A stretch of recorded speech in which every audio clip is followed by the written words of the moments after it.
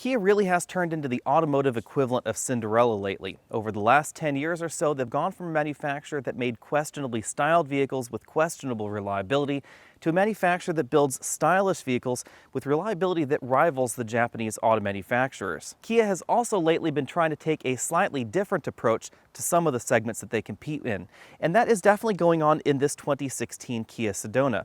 You can think of this sort of as the un-minivan. It's the minivan that's trying to be a little bit more of a three-row crossover than a traditional minivan. Things start out with this front-end design that's really borrowed off of Kia's very popular Sorento crossover. We have the same sort of tiger nose grille going on here, this same sort of mesh grille that actually has these 3D components that stick out of the front. At 201.4 inches long, this slots right in the middle of the minivan segment. This is a little bit shorter than the brand new Chrysler Pacifica or the existing Dodge Caravan, but it is a little bit longer than something like the Sienna or the Quest. As we see in the Honda Odyssey, Kia has tried to squish the third row window right back here just a little bit in order to try and give this a little bit more visual interest, make it look a little bit more like a three-row crossover and a little bit less like a traditional minivan. The rear end of the Sedona was styled to look a little bit more like Kia's crossover products. We have tail lamp modules a little bit more similar to what we see in their other crossovers out there, although you'll notice that this is still relatively plain on the back because we have a very, very large tailgate. As we see in the rest of the competition, there is just one engine under this hood. It is a 3.3-liter direct injection V6 engine. It produces 276 horsepower and 248 pound-feet of torque. Even though this is one of the smaller displacement engines in this segment, thanks to the direct injection ability of this engine, it actually produces the second most power. That helps make the Sedona one of the peppier options in this segment because the weight is a little bit on the lighter side of average, between about 4,400 pounds and 4,600 pounds. Front seat comfort is excellent, but of course it varies by the model, and we are in the top-end SXL trim, which has four-way adjustable lumbar support and the power driver's seat. You will find a power driver's seat with power lumbar support in even the LX trim, but the base L model does get a manual driver's seat. Rear seat comfort is exceptional, and that's because Kia has pulled a page out of Toyota's playbook and given us a very, very adjustable second row seat that's optional. We're in the top-end SXL model again, so we don't have the 8-passenger configuration. In other models, there would be a middle seat right here. To make this Ottoman more useful, this seat slides forward and backward. Now, we've seen that in other minivans before, but there is a wheel well right back here, so the seat can't move too far rearward like that. So that's why we have another lever that actually moves this seat inboard, so that way it can actually go back further into the vehicle. At this point, you're no doubt thinking to yourself, I thought he said this was the un-minivan. This is sounding very minivan-like so far.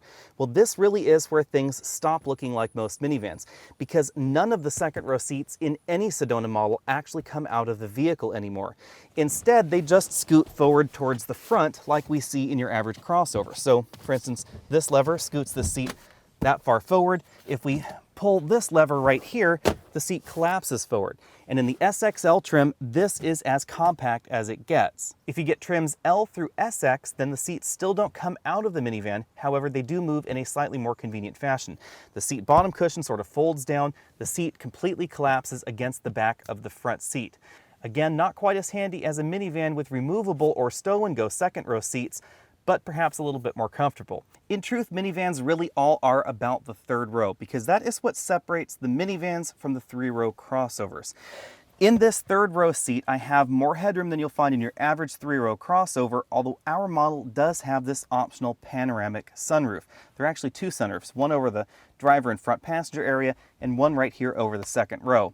Unfortunately, this does mean that we lose about 2 inches of headroom in this particular model versus the rest of the Sedona lineup.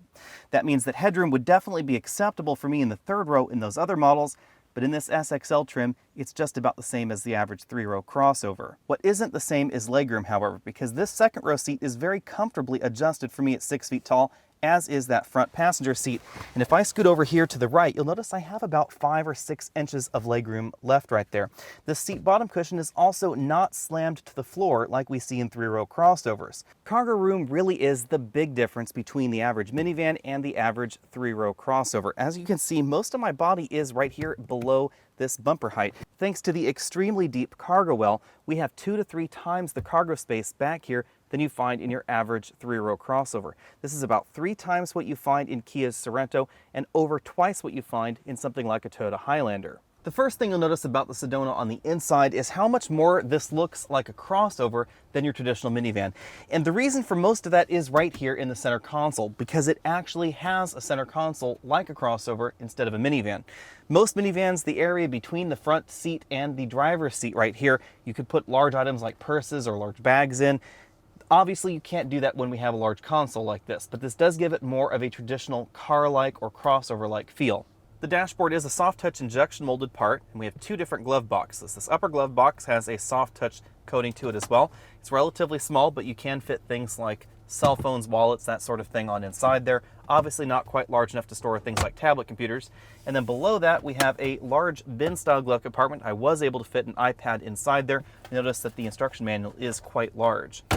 The instrument cluster is styled very similarly to the other Kia models in the US. We have red needles, white numbers, and then black faces on the gauges. There are only two real dials. We have a tachometer over here on the left, a speedometer on the right, and then we have a digital engine temperature gauge and a digital fuel level gauge on the right side. The steering wheel is a 3-spoke design, and because we're in the top end trim, we have a faux wood portion to the top of the steering wheel. Ours is heated, but this faux wood portion is not, so just the leather wrap on each side is actually heated.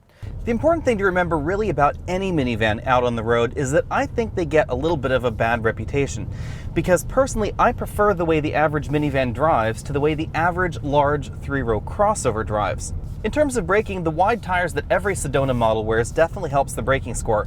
We ran from 60 to 0 in 135 feet. You'll definitely notice that some of the minivans available in the United States start out with narrower tires, and they're actually heavier than this. So that's generally going to mean you're going to get a longer stopping distance.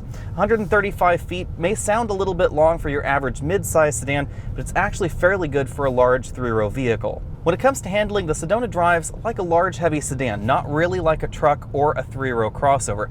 Again, as I said earlier, we don't get nearly as much body roll or tip and dive in this vehicle as you do see in those 3-row crossovers. Although the Sedona handles fairly well for a minivan, the ride is not punishing. This definitely soaks up the larger bumps and imperfections out on the road, although we do feel a little bit more of the small imperfections, especially coming from the rear.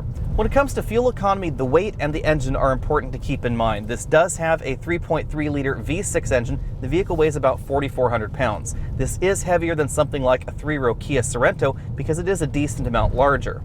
Therefore, the 19 mile per gallon average is not terribly surprising. In our real-world driving, we have been getting around 18.5 miles per gallon, but that's very similar to what we get in most 3-row crossovers as well.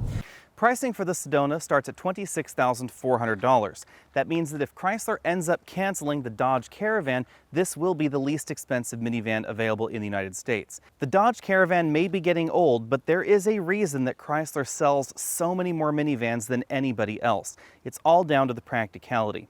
Again, this particular model does have that very convenient 3rd-row seat, but the 2nd-row seats don't come out of the vehicle at all. That's not what we see over there in the Caravan.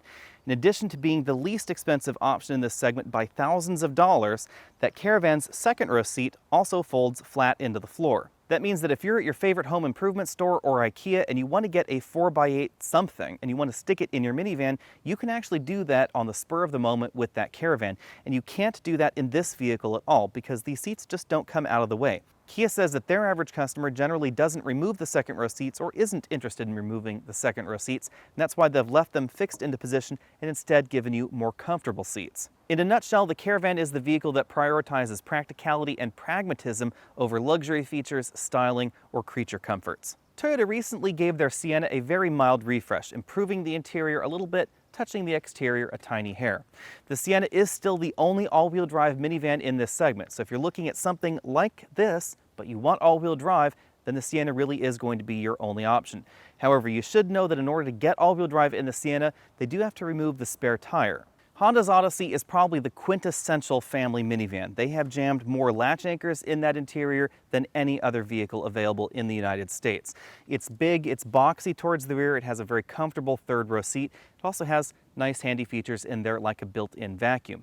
However, it definitely looks more like a minivan, in my opinion, than this particular model we're looking at right here. In terms of styling, this definitely looks a little bit more like your average 3-row crossover, and the Pacifica definitely looks like a minivan. On the flip side, of course, the Pacifica still has that very practical fold-in second row seat. So again, if you end up at the IKEA or at the Home Depot and you want to put something large in the vehicle and you hadn't prepared in advance, you couldn't do that in any other minivan. But in the Chrysler Pacifica, you just fold down all rows of the seats and you just jam whatever it is you want in the back. Of course, the Pacifica won't have anything on this second row seat, and the interior styling overall is definitely minivan, while this is definitely trying to be more of a crossover. You may find the dashboard and center console design to be a little bit less practical than the Pacifica, but the styling is definitely more crossover-like. So if you're on the fence and you're thinking to yourself, I really don't want a minivan, but I need a minivan and I'd rather have a three-row crossover, that's exactly what Kia was going for with the Sedona. If, however, you're a more practical or more pragmatic shopper, something like the Pacifica or the Odyssey, they're just going to be more practical minivans overall.